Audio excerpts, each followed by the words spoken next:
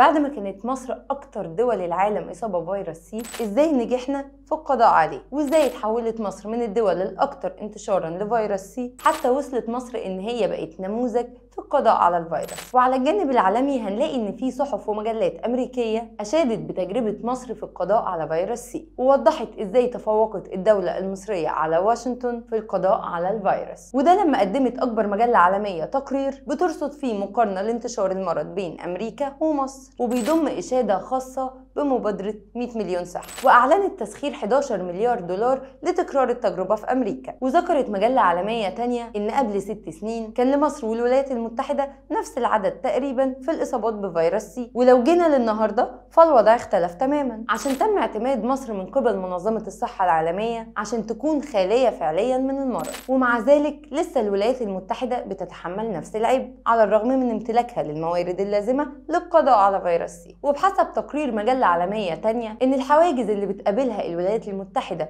في التخلص من فيروس سي مماثلة تماما للعوائق اللي قابلتها مصر. وكمان أشار التقرير إن حملة 100 مليون صحة في مصر ما فحصش بس الناس المصابين بفيروس سي، ده كمان الفحص امتد لمرضى السكري وارتفاع ضغط الدم والسمنة. طب إزاي انخفض معدل انتشار فيروس سي من 22% ل 15% عام 2008؟ بيقول الدكتور جمال عصمت أستاذ الكبد والجهاز الهضمي بجامعة القاهرة إنه كان بينظر لمصر إن هي أعلى الدول إصابة بفيروس سي، لأن كانت نسبة الإصابة بفيروس سي كانت 22% عام 96، وهي طبعا نسبة مرتفعة جدا، وكانت بتنتشر أكتر في الدلتا. والسبب هنا يعود لإيه؟ لاستخدام الحقن الزجاجية في علاج البلهارسيا، عشان ما كانش فيه حقن بلاستيكية وقتها. وجت محاولة التصدي لفيروس سي في سنة 2006 لما قامت وزارة الصحة بتشكيل اللجنة القومية لمكافحة فيروس سي علشان تحط القواعد والأسس والبرامج اللي من خلالها هيحدوا من انتشار الفيروس ويقضوا عليه. وفي سنة 2008 عملوا فحص تاني، وكانت النتيجة انخفاض الفيروس من 22% ل 15%. والسبب في ده هو استبعاد استخدام الحقن الزجاجية، وكمان عشان التزام وزارة الصحة بطرق تعقيم الأدوات. هنيجي بقى لنقطة خفض قيمة علاج فيروس سي، والدكتور جمال عصمت بيقول إن وقت انتشار فيروس سي ومحاولات الحد من انتشاره كان في مشكلة إن مفيش علاج لفيروس سي إلا حقنة واحدة اسمها الانترفيرون،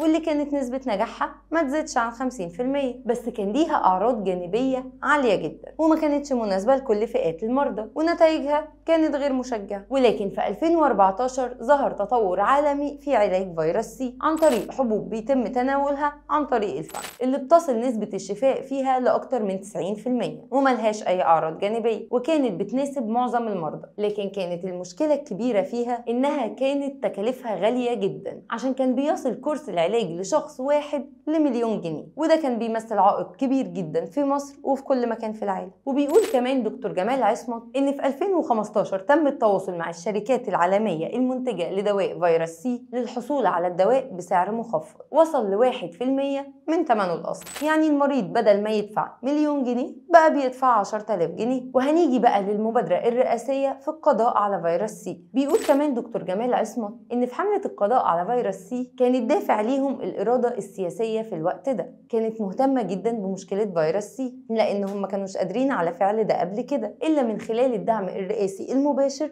من رئاسة الجمهورية، وعلى رأسها سيادة الرئيس عبد الفتاح السيسي. وما كانش من السهل تحقيق ده إلا من خلال التعاون ما بين جميع الوزارات بقيادة وزارة الصحة وبتكليف من رئاسة الجمهورية. وبكده تم فحص الخطة دي وتنفيذها في 2018 باسم المبادرة الرئاسية للقضاء على فيروس سي. وحصل التطوير ده نتيجة لوجود وسائل سريعة للكشف عن فيروس سي، واللي بتسرع من إدخال بيانات المريض على المنظومة الصحية اللي بتوضح إصابته بفيروس سي، والتدوين إن الشخص ده تم تشخيصه وعلاجه في مكان تاني، أو إنه مصاب بفيروس سي لكن ما تمش علاجه قبل كده. والقصة دي خدت 7 شهور بالظبط، بداية من أكتوبر 2018 لحد إبريل 2019، ووصلنا في مرحلة إن كان بيتم فحص أكتر من نص مليون شخص يوميا في جميع الأماكن. وبكده قدرنا نقضي على المشكلة في فترة قصيرة. ومن خلال الإنجاز ده انخفضت نسبة انتشار فيروس سي لنسبة أقل من 5% بعد ما كانت بتوصل ل 20%، ووصلنا للمعدل اللي كانت بتستهدفه منظمة الصحة العالمية عام 2030، لكن احنا حققناه في 2020. وإن الإنجاز ده اللي عملته الدولة المصرية بقيادة سيادة الرئيس عبد الفتاح السيسي، إنه أكبر فحص طبي يجرى في العالم، ومفيش أي دولة عملته قبل كده، إنها تفحص 60 مليون شخص في وقت قصير كده وكمان يتم علاجه. بس كده، سلام عليكم.